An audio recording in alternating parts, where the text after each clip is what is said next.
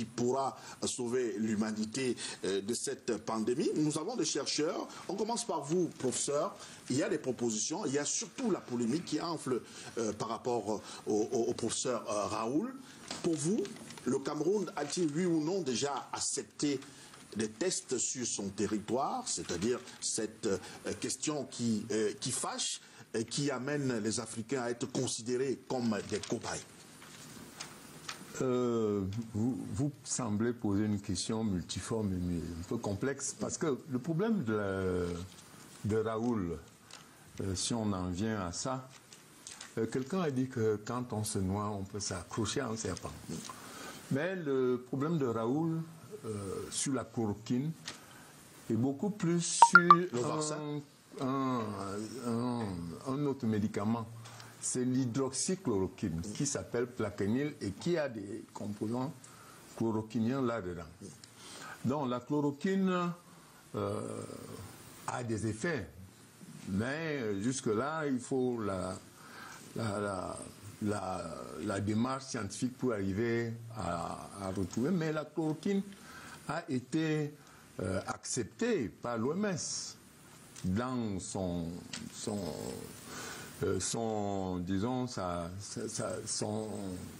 débat mondial sur le Solidarity. Et la chloroquine a été acceptée par les Américains et beaucoup des équipes sont en train de se retourner vers la chloroquine. Moi, je dirais que le Cameroun n'a pas les moyens de pouvoir aller combattre ce que les autres ont retrouvé. Sur 100 malades à qui on a appliqué la chloroquine, plus un autre, l'azithromycine, donne de bons effets. Mais il faut mettre un bémol. Le bémol, c'est que cette association ne doit pas être utilisée à la maison. Ça doit être une prescription. Ça doit être une prescription. Parce que l'association de ces deux, je crois que le docteur va le dire peut-être tout à l'heure, a des effets néfastes cardiovasculaires, surtout au niveau du cœur. Donc, il ne faut pas que les gens commencent à utiliser de façon personnelle la chloroquine, la chloroquine et l'azithromycine à la maison. Non. La chloroquine, docteur, la proposition du professeur Raoul suit des publications antérieures sur lesquelles il avait été démontré l'efficacité de la chloroquine, de l'hydroxychloroquine sur le coronavirus in vitro, pas sur le coronavirus de B19, le SARS-CoV-2 que nous avons actuellement, mais sur une famille de coronavirus. Donc, par la suite, au début de la pandémie en France, il a fait une étude sur un certain nombre de patients qui étaient réduits, c'est vrai, et il y avait quelques biais méthodologiques. C'est la raison pour laquelle la communauté scientifique mondiale s'est un tout petit peu a été interpellée par rapport aux biais méthodologiques de l'étude. C'est-à-dire que... Mais la réponse du professeur Raoul a été laquelle? Nous sommes en situation de crise grave, on peut s'autoriser un certain nombre de biais méthodologiques. La communauté scientifique dit non. On ne peut pas s'autoriser des biais méthodologiques, quelles que soient les circonstances, parce qu'on amène une grande partie des gens vers la mauvaise direction. Donc actuellement, il y a une étude Discovery qui est en cours, dont les résultats apparaîtront très probablement la semaine prochaine, qui porte sur un nombre important de patients et qui nous donnera effectivement, qui va probablement trancher sur l'efficacité de la chloroquine. Mais la chloroquine a démontré un certain nombre d'effets. Réduction de la réplication virale, de l'ARN viral à l'intérieur de la cellule.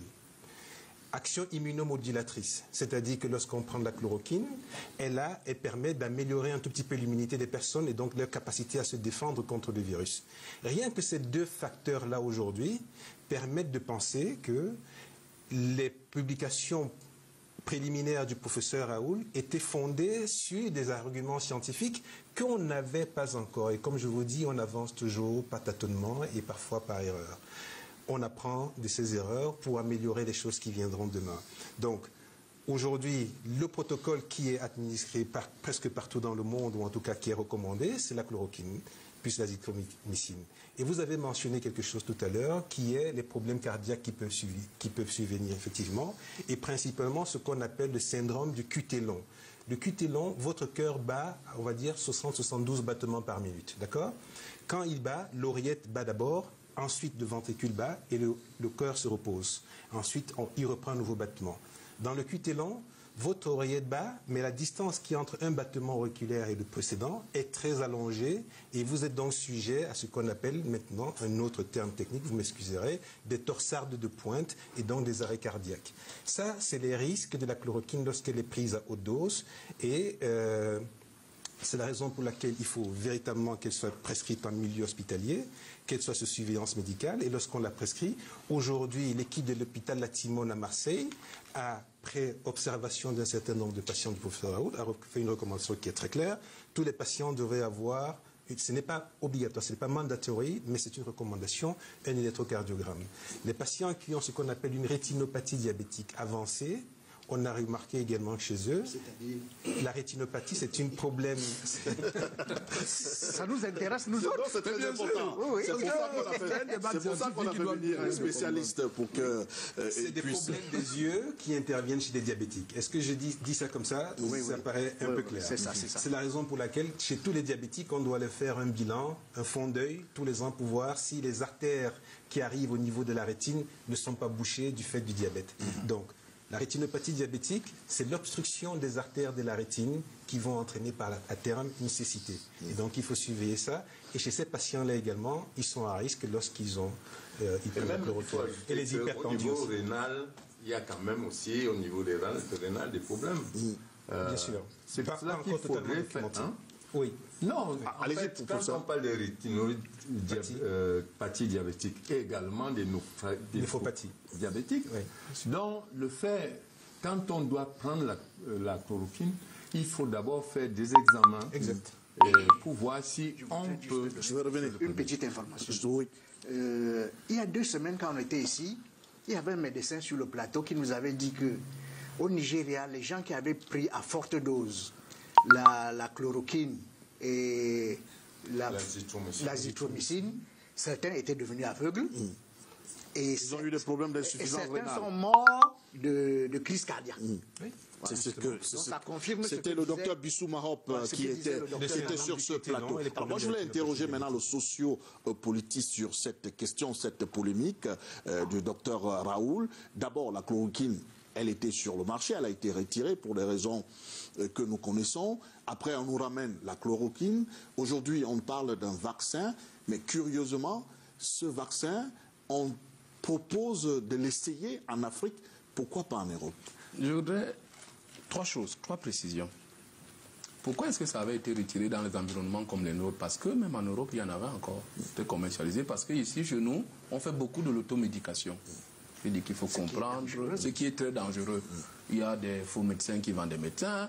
Et à la pharmacie, forcément, au Cameroun, on ne vous vend pas un médicament parce qu'il y a une prescription. Même les médicaments qui sont soumis à une prescription médicale. On a des réseaux, on trouve un cousin, un frère. Voilà pourquoi je vous disais au départ, les Camerounais, nous avons des difficultés quant à l'application des normes.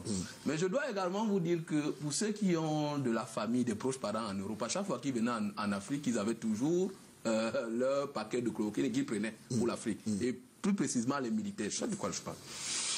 Et il faut nous vous dire, parce que je viens de suivre un échange très intéressant entre les 2 scientifiques. Qui est le professeur Raoult? Parce que quand ce monsieur, au tout départ, sur Twitter, a commencé à faire des tweets qu'on suivait comme ça, c'est un monsieur qui, depuis 20 ans, ne travaille que sur ces questions. Questions de virus, virologie, qui travaille que sur la chloroquine et tout ce reste. C'est un peu le pendant, peut-être pas à la même échelle, du professeur Essamé. C'est des gens qui font ça tous les jours.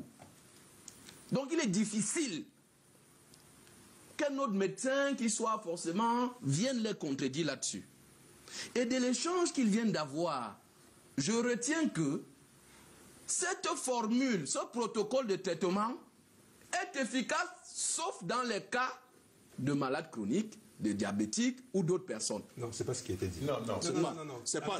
Ils sont. Le docteur est là. Il peut. D'abord, s'il vous plaît. D'abord, vous laissez le professeur. Non, mais s'il vous plaît. D'abord, le professeur. Ensuite vous. Le professeur. Ensuite vous. La chloroquine a été retirée du marché parce que nous on l'utilisait pour N'importe quoi. C'est ce que je disais tout à l'heure. S'il vous plaît, on ne parle pas tous à la fois. Que le paludisme se moquait et riait de la chloroquine. Donc ça, c'est vrai. Mais la chloroquine continuait à être utilisée dans les maladies auto-immunes. Dans la polyarthrite rhumatoïde, par exemple. Normalement, quand on l'appelle plaquenil, on l'utilisait pour ces maladies auto-immunes. En fait, ce sont des maladies pour lesquelles votre corps est en train de se détruire lui-même. Donc, et je pourrais dire que si on revient à la chloroquine, c'est à cause de ce que nous avons appris, à cause de ce que vient de dire le docteur, où sont ses effets sur le virus. En fait, le virus agit en entrant dans les cellules épithéliales du système respiratoire et va totalement le détruire. Il y a deux cellules qui sont là-dedans, le pneumocyte 1 et le pneumocyte 2, qui vont sécréter, je ne peux pas faire le cours, qui vont sécréter une substance qui est tension, et vous allez vous-même mourir avec les poumons qui sont collabés. Je serai asphyxié. Si je peux finir. Non, vous l'avez laissé le docteur Moulion préciser, c'est quand même, c'est sa spécialité.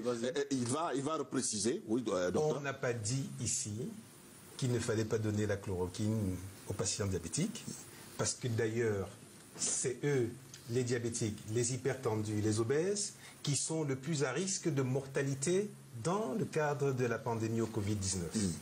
Ce qui est dit, c'est que ces patients-là, on doit prendre plus de précautions avant de la leur prescrire. C'est ça. C'est ce que je dis. Non, c'est pas ce que vous avez dit. D'accord, merci pour la précision quand même. Je crois que nous sommes quand même d'accord là sur cette question. Terminé. Qu'aucun médicament au monde, c'est-à-dire même le diocotensin qu'on prend ou je sais pas le Malacure, ne se prend de façon désordonnée. C'est sur prescription. Toutes les notices vont vous le dire. Requérir l'avis d'un médicament quant aux doses, quant à l'âge, quant au poids.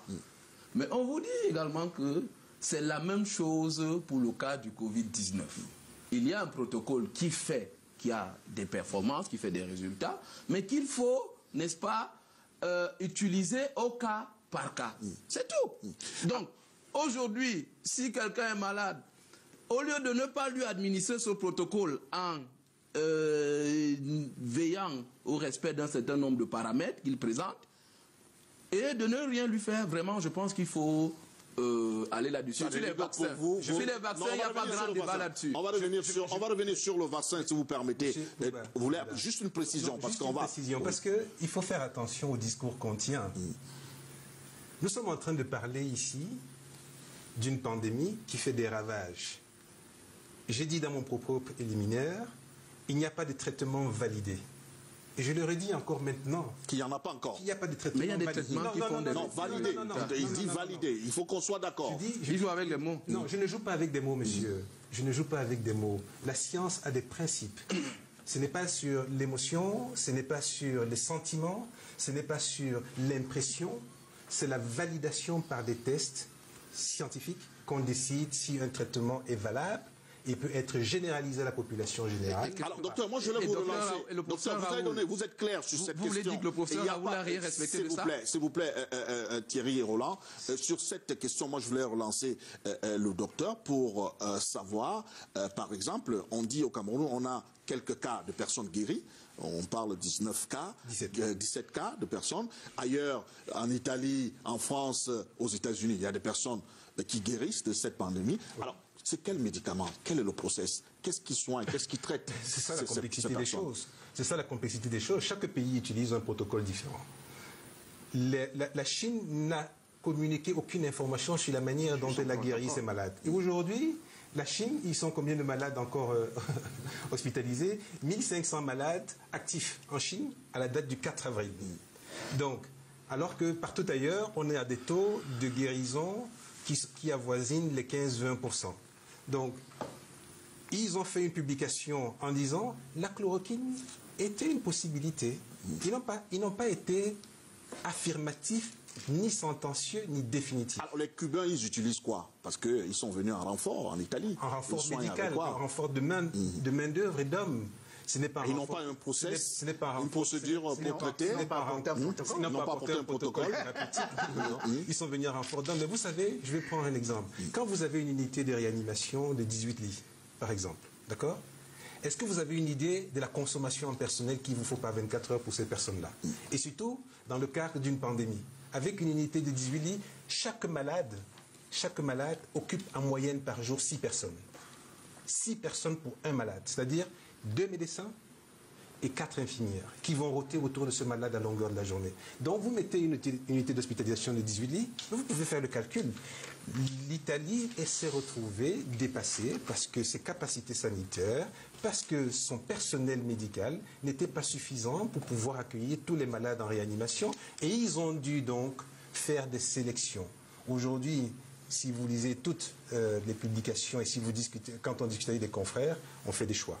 75 ans, comorbidité, on n'intube pas, qu'on les laisse mourir sa mort naturelle.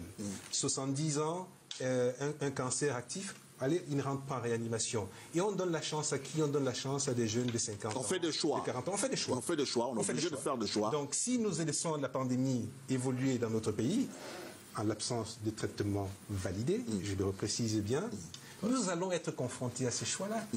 Automatiquement. Alors, sur la question justement du traitement et du vaccin, c'est le politique que j'interroge maintenant. Professeur Edmond Bilois, est-ce que le Cameroun a accepté qu'un vaccin soit expérimenté dans son territoire pour ne pas affoler les populations il y a des documents qui circulent dans les réseaux sociaux. Autant que je sache, voilà, justement. Le Cameroun n'a pris aucune décision sur quelque traitement que ce soit. On parle là de l'hydroxychloroquine et de l'azithromycine. Un ami qui est médecin aux États-Unis m'a appelé, il m'a dit ici, la Food and Drug Administration a déjà autorisé les médecins à utiliser l'hydroxychloroquine et l'azithromycine comme médication. Ce qui n'est pas le cas au Cameroun. Pour le Covid-19. Mais il faut s'entourer d'un certain nombre de précautions parce que quand vous êtes allé dans un hôpital aux États-Unis, avant qu'on vous donne quoi que ce soit, on vous fait tous les examens. Et donc, le médecin qui va vous prescrire cet examen le fait en connaissance de cause. Le danger chez nous, c'est que si vous êtes malade dans mon village en Bangassina, à 25 km de Bafia, le médecin, lui, vous prescrit ça. Il ne sait pas que vous êtes diabétique. Il ne sait pas que vous êtes hypertendu. Il ne sait pas que vous êtes myope depuis la naissance. Et vous pouvez passer de vie à trépas facilement. Je crois que c'est pour cela que donc, ce qui est applicable aux États-Unis n'est pas directement applicable chez nous. Parce qu'on ne s'entoure pas. Dans les grands hôpitaux, oui, on s'entoure d'un certain nombre de précautions. Mais dans les hôpitaux de district, on n'a pas les moyens de le faire. Et je vais apporter, juste si vous me permettez, un petit bémol à ce que vous avez dit. C'est ça. La Food and Drug Administration n'a pas donné l'aval pour l'utilisation de la chloroquine comme si c'était un médicament courant. C'est dans le cadre d'une étude Discovery et actuellement. C'est-à-dire qu'après l'agrément ou en tout cas l'autorisation d'utiliser ce médicament de manière courante, il va arriver. Mais il y a une étape. Donc, je vous disais encore tout à l'heure. Docteur, je vais revenir à vous tout à l'heure sur cette polémique. Pourquoi est-ce qu'on n'adopte pas et pourquoi on attend au maximum de pertes en vie humaine? Vous allez me répondre tout à l'heure, mais je voulais relancer le professeur sur cette question. Cette semaine, on a appris que votre structure est disponible à fournir environ 6000 chloroquines par jour. Par minute. Par minute. C'est quand même beaucoup, hein. Par minute, ça veut dire qu'en une journée, le Cameroun n'aura pas de problème de chloroquine si jamais on adopte la chloroquine. Non, en fait, vous savez qu'en temps de guerre, il faut des réserves. Au moment donc, vous êtes déjà paré à toute éventualité. Au moment où on va adopter, disons, l'algorithme introduisant la chloroquine dans le traitement, vous allez vous mettre à commander à ce moment. D'autres ont déjà créé même la pénurie de chloroquine. Il y a des fausses chloroquines qui circulent dans des régions un peu partout aussi. Au niveau de la population. Mais vous avez posé une question qui m'a un peu... c'est la question de la vaccination. Vaccination du vaccin.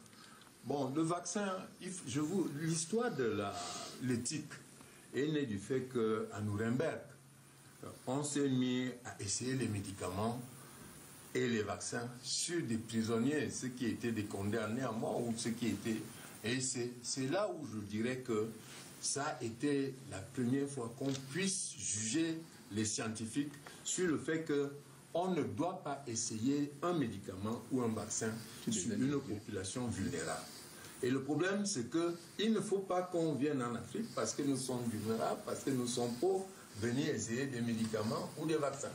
Donc le problème est un problème hautement éthique et il faut laisser l'indépendance de la population sur l'acceptation de ces vaccins ou de ces virus. Mais il faut se dire que nous ne sommes pas des cobayes et on ne saurait venir faire d'études des vaccins dans nos populations.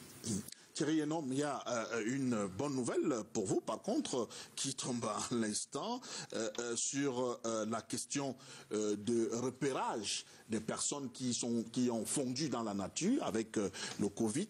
Il y a une équipe de recherche du professeur Alain Tiana, professeur à la prestigieuse École nationale supérieure de Lyon, en France, co-animé avec son doctorant Job Mvondo, un Camerounais lui aussi, et d'autres Africains ont mis en place des applications web et mobiles et se mettent à la disposition du ministre de la Santé du Cameroun pour contribuer à la recherche de manière efficiente et efficace des porteurs du virus qui se sont évaporés dans la nature.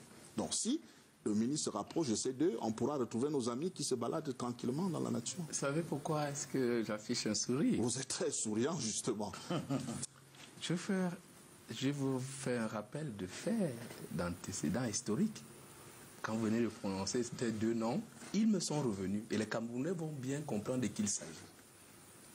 Il y a environ 15 ans, ou un peu plus, il y a un Camerounais qui, en deuxième année, à l'université de Yaoundé 1, il faisait mathématiques et informatique, avait inventé une application qui, lorsque nous avons basculé, une application mobile, qui nous permettait rapidement de nous arrimer à la nouvelle technologie. Je me rappelle, c'est Canal 2 qui avait présenté ce témoignage. Et qui est M. Mvondo, qui est doctorant aujourd'hui. C'est ici par un reportage de M. Anani Rabé Bendi, à Canal 2. Oui. C'est le jeune qui, en 2011, a eu le baccalauréat à 13 ans et qui a été boursier pour la France. Donc, voilà deux valeurs sûres du Cameroun. Il n'était pas superflu que je fasse ce rappel. Vous voyez que voilà deux personnes, deux génies, du Cameroun, qui ont été boursiers, qui reviennent aujourd'hui partager avec leurs compatriotes le secret de la science qu'ils ont bien volé, pas volé, qu'ils ont acquis à l'Europe. Donc, vraiment, je suis très heureux. Vraiment, si ça peut nous aider à retrouver... Je suis très heureux, encore qu'ils répondent à une préoccupation qui est la mienne. Qui est la mienne, monsieur? Les Camerounais... C'est la préoccupation générale. C'est préoccupation générale. Les Camerounais, monsieur Bouba, marchent la peur dans le ventre. Ils ne savent pas qui est malade à côté d'eux. C'est la paranoïa. Chez moi, même le bébé sait qu'à une certaine heure, il faut prendre le gel hydroalcoolique, il faut aller laver les mains. Chacun a son seau, chacun a son eau et tout. Donc, je voudrais également rassurer le professeur Edouard Villois pour dire qu'à Bagassina, et c'est une belle stratégie du ministre. Bon, c'est vrai qu'en fonction des disponibilités, ce n'est pas tous les centres médicaux ou les hôpitaux qui sont autorisés à prendre en charge les malades ou les personnes qui sont... Il faut référer aux centres agréés. Il ne faut pas que les centres de santé au quartier pensent qu'ils peuvent faire ça. Oui, il faut aller dans les centres agréés. Au sujet du vaccin, le Cameroun n'a pas encore donné son accord. Il y a des pays africains de l'Afrique. Qui ont donné leur accord. L'Afrique centrale. La RD Congo. Le Congo, la Côte d'Ivoire. La République démocratique du Congo s'est retiré son accord. Après avoir donné...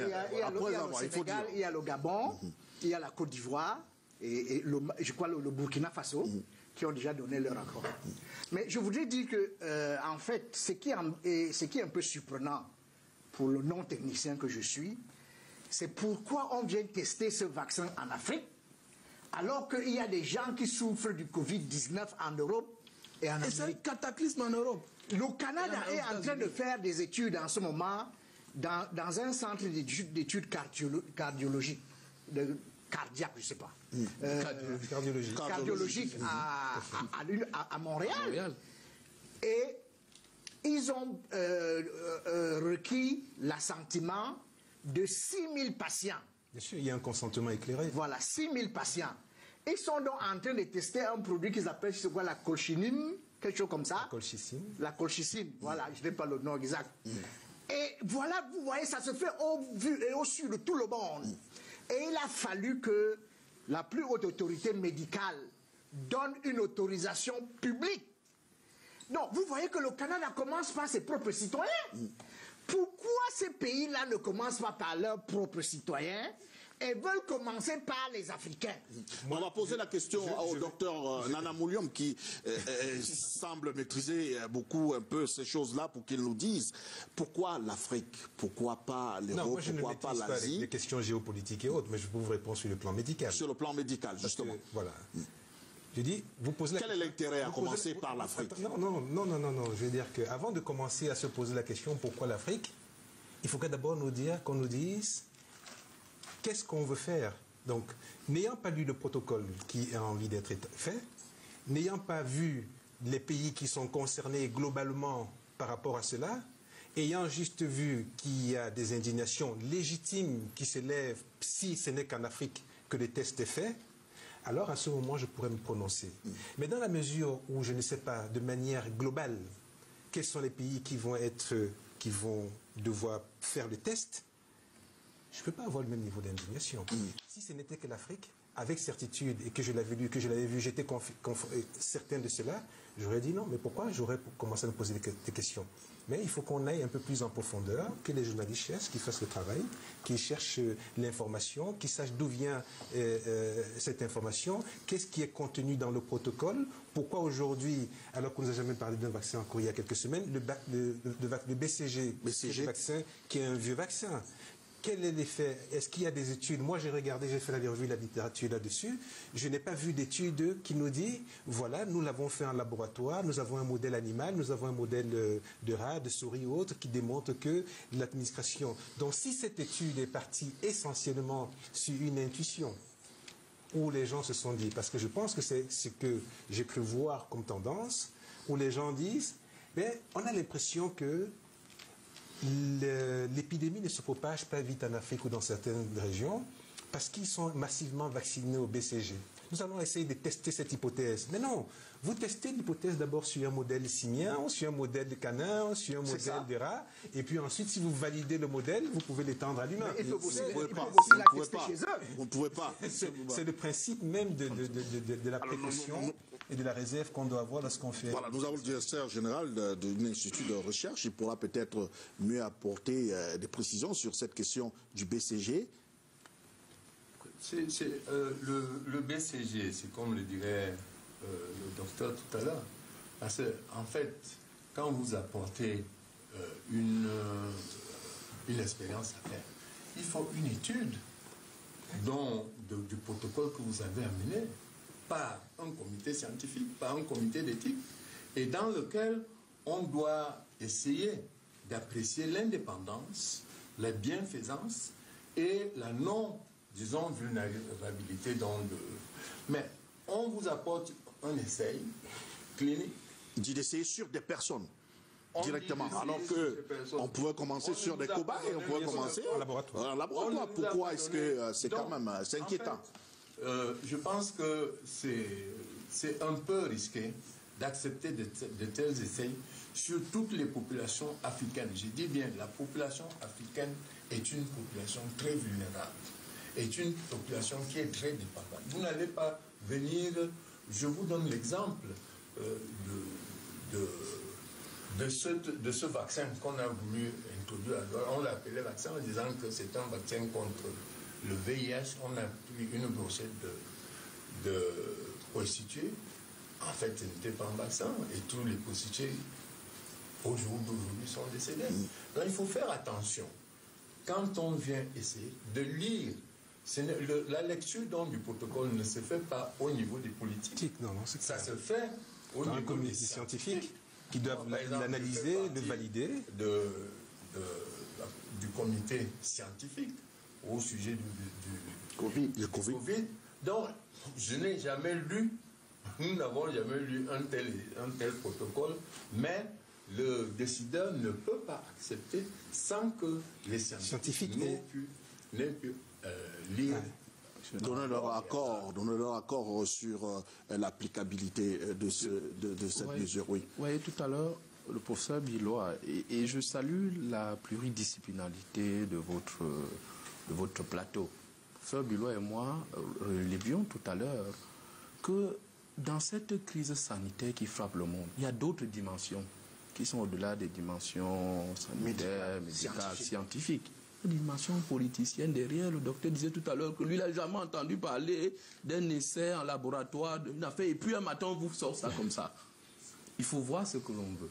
Et au Cameroun particulièrement, allez lire un livre de l'auteur Moutlon sur les 700 aveugles de Bafia, ici. C'est toujours ce type d'essai qui a décimé presque toute une population à Bafia.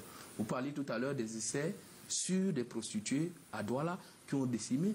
À une époque, il y a eu des lépreux ici, on ne savait pas pourquoi il y en avait. C'était également ces essais de vaccins sur les populations africaines. Donc il n'y a pas de débat là-dessus.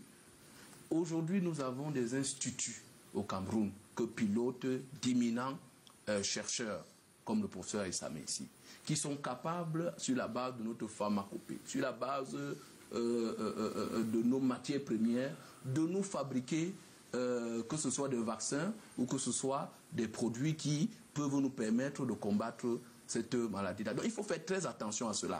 Et c'est pour cela que je disais, par exemple, les équipes qu'on prend pour la sensibilisation, il faut qu'il y ait des experts en psychologie, en sociologie. Des jeunes sont diplômés en licence en sociologie.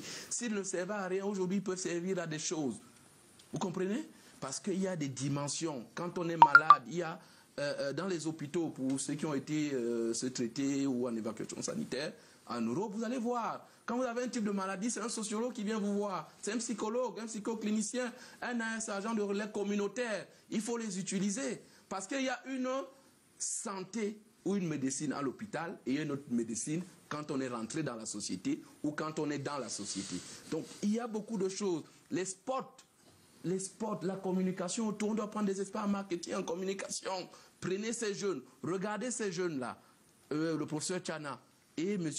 Vondo, qui viennent de mettre une application qu'il faut rapidement tester et mettre sur pied. C'est capital, ça.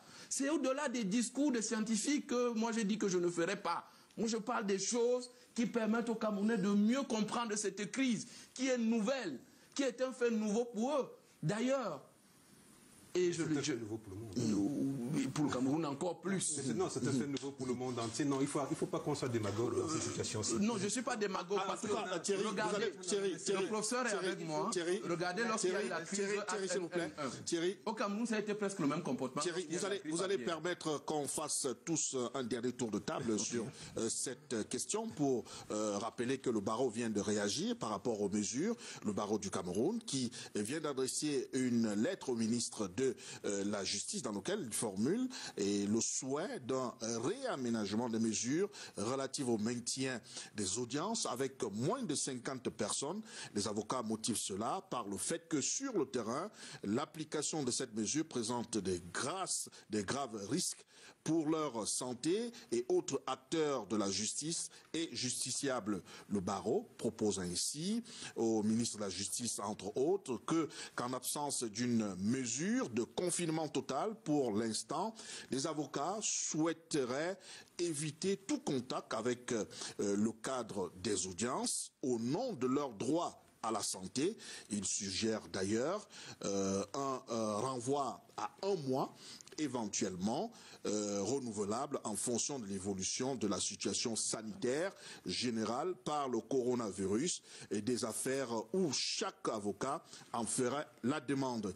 En ce moment, seuls pourront se tenir à tout moment des audiences en procédure d'urgence et OBA corpus. Ça, c'est la réaction des avocats, c'est-à-dire à travers le barreau.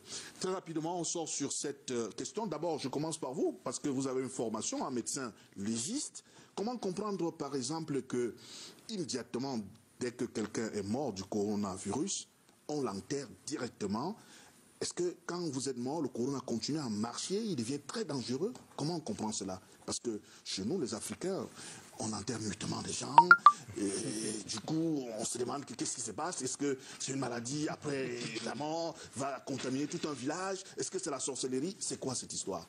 Scientifiquement, comment on explique ça? En fait, c'est encore une mesure de protection où on essaie de protéger les gens. Vous voyez, parmi l'ensemble de mesures que le gouvernement a données, c'est que quand on essaie d'enterrer les gens, il faut qu'il y ait moins de 50 personnes, que l'enterrement dure environ 1 heure ou moins d'1 heure. Mais quand vous allez dans les enterrements, vous comprenez que les gens sont serrés les uns contre les autres, qui s'embrassent. Et les gens qui viennent de la ville viennent au village. Ils viennent. Donc, le problème, c'est qu'on ne sait pas. Celui qui est mort est est une bombe virale, pleine de virus. Et toutes les sécrétions, tout ce qu'il va, les manipulations, tout ce qu'il peut donner, c'est que ça va infecter l'entourage. Et l'entourage qui est là, vous ne pourrez pas, on a parlé de géolocalisation, vous ne pourrez jamais les voir, parce que quelqu'un qui est mort et qu'on va enterrer au village, il y aura des gens qui vont venir de Fumban, qui vont venir de Bafoussam, de Yaoundé, un peu partout. C'est une manière de couper le lien avec les autres, on l'enterre rapidement pour que... Oui, comme dans toutes les pandémies et dans toutes les épidémies, il faut éliminer les décédés rapidement pour protéger le reste de la société vivante. Ça, c'est un principe fondamental dans une épidémie. Sinon, il reste encore en contact avec la population et il risque d'avoir une transmission. Et il y a une deuxième chose qu'il faut dire. On ne connaît pas grand-chose de ce virus. Aujourd'hui, nous savons qu'il se propage par les voies respiratoires. Ça, c'est un fait. On n'a pas encore démontré pour l'instant qu'il se transmettait par la respiration, par la salive ou par les fluides sanguins. Mais on sait qu'il a une durée de vie qui est de plus de 3 jours sur du plastique, sur des portes, sur de l'acier et autres et tout. Donc, si les personnes manipulent le corps ou qui manipulent les sécrétions, ils peuvent transporter ces sécrétions et les apporter dans la population saine. Donc, ici encore, je pense qu'on est encore respectueux de nos coutumes parce qu'on va les enterrer. Ailleurs, c'est l'incinération. Et vous recevez une urne. Alors, et vous voyez, je vous disais tout à l'heure que cette crise sanitaire a modifié un ensemble de manières de faire, d'agir, un ensemble de croyances et de valeurs. Et en Afrique, où ces symboles-là revêtent une importance capitale, il faut bien un certain nombre de spécialités qui expliquent ça aux populations pour qu'elles comprennent. Parce qu'en Afrique, il est difficile de se séparer du mort. Parce qu'un culte lui est voué, quel que soit le type de mort par lequel il a eu. Donc ce n'est pas qu'une question de science. Parce qu'il est difficile de dire qu'un individu est mort et que son cousin à Fumban ou que sa famille au village ne sache pas où on l'a enterré parce qu'on a une coutume d'enterrer le mort où son cordon ombilical a été enterré. Donc les populations comprennent très mal. Donc je vous dis que cette affaire doit nécessiter... Non, mais ce que vous soulevez là est absolument important. Pour une fois, vous êtes d'accord. Hein? Non, mais on est d'accord. On est d'accord depuis le début. C'est la façon de le dire qui diffère. C'est un débat. Non, parce que... Mais c'est en réalité... Dans l'urgence de la crise, quand vous êtes en retard par rapport à quelque chose, comme je vous ai dit, vous ne faites que des effets de bord. Effectivement. Vous ne faites que des effets de bord pour des corrections d'un certain nombre de choses. Et alors, vous arrivez, en fin de compte, parfois, à des mesures qui sont particulièrement drastiques, qui sont encore plus sévères. Mais le Premier ministre, probablement et très certainement, sur les instructions du Président de la République, a pris la gestion de la crise en main. Il a rassemblé autour de lui un certain nombre de corps pour la gestion stratégique de cette problématique. Aujourd'hui, on sait qu'il y a une gestion stratégique, on ne voit pas la gestion opérationnelle très claire. Comment est-ce que ces gens vont vers les populations? Comment est-ce qu'on organise la distribution? Comment est-ce qu'on organise avec les grandes entreprises? Ce qu'elles peuvent faire, l'apport qu'elles peuvent avoir. Il est par exemple assez curieux aujourd'hui que tous les jours on égrène à la télé et dans les journaux, non, pas les morts, le nombre de cas. le nombre de personnes qui sont venues donner 250 millions, 100 millions par-ci pour l'aide et autres et tout. Mais écoutez, dans une situation d'urgence, à certains moments, l'État doit faire valoir la puissance publique et faire de la réquisition. Ce n'est pas un gros mot que de parler de la réquisition, de dire aux gens, vous allez mettre des activités au service de la République parce que nous sommes dans une situation qui est grave, c'est une situation de crise sanitaire dont on ne connaît pas les lendemains, mais on ne peut pas rester là simplement où les donations se font sur la base du volontariat et puis un peu par-ci, un peu par-là. Donc à un moment, il faut qu'on aille véritablement... Surtout que tout le monde est frappé par cela. Alors, professeur, est-ce qu'on doit s'alarmer compte tenu de la montée vertigineuse de cette pandémie? Nous sommes déjà à 554 cas et le docteur dit d'ici mardi, ce ne serait pas superflu qu'on passe à 1000 ou 2000 dans 2 semaines. Oui, mais moi, en tant que patient potentiel, je suis inquiet. Mais bien sûr. Oui, je suis inquiet. Parce qu'une étude en Italie a montré que 50% des gens qui décèdent de Covid-19 sont des gens qui sont âgés de 70 ans. Et donc j'ai encore quelques années avant d'atteindre 70 ans. Et 90% des gens qui décèdent du Covid-19 sont des gens qui ont 80 ans. Donc plus on est âgé, plus on court des risques énormes. Et donc vous voyez que je suis inquiet parce que je me rapproche dangereusement de cette tranche d'âge. Mais en même temps, je suis inquiet parce que quand je vois ce qui arrive à l'Italie et ce qui arrive à la France, qui ont nettement plus de moyens que nous, si ça nous arrivait, ce serait une véritable catastrophe. Donc, les Camerounais doivent être disciplinés. Il faut que nous mettions des barrières entre la maladie et nous. Et l'État doit être strict. Lorsque des gens s'écartent de la norme, la loi doit les frapper. Parce que ce genre de comportement délinquant peut avoir des conséquences, terribles. Mais maintenant, je voudrais dire quelque chose au sujet de ce que le compatriote Thierry Roland, un homme, disait. En fait, dans les facultés de médecine, les étudiants sont exposés à la sociologie, à l'anthropologie, à toutes sortes de disciplines, la chimie, les mathématiques, les physiques. Donc, à tel point qu'en fait, on n'a pas besoin d'aller chercher des sociologues dans les départements de sociologie.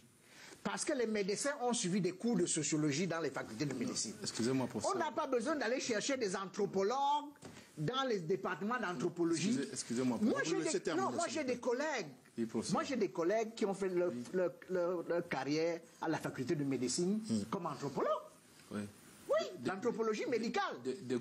Parce que le risque en appelant tout le monde, c'est que tout le monde va d'abord chercher à comprendre quel est le problème. Or, celui qui côtoie les médecins au quotidien, il va comprendre très rapidement de quoi il s'agit.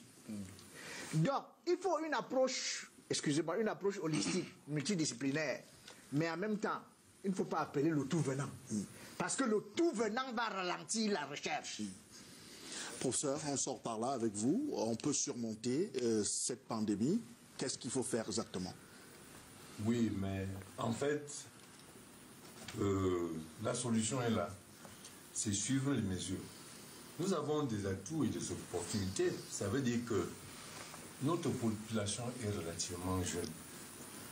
Et pourquoi il y a autant de morts en Occident, c'est que la longévité, la durée de vie des gens est un peu poussée. Et c'est pour cela que... Mais il faut revenir à la discipline.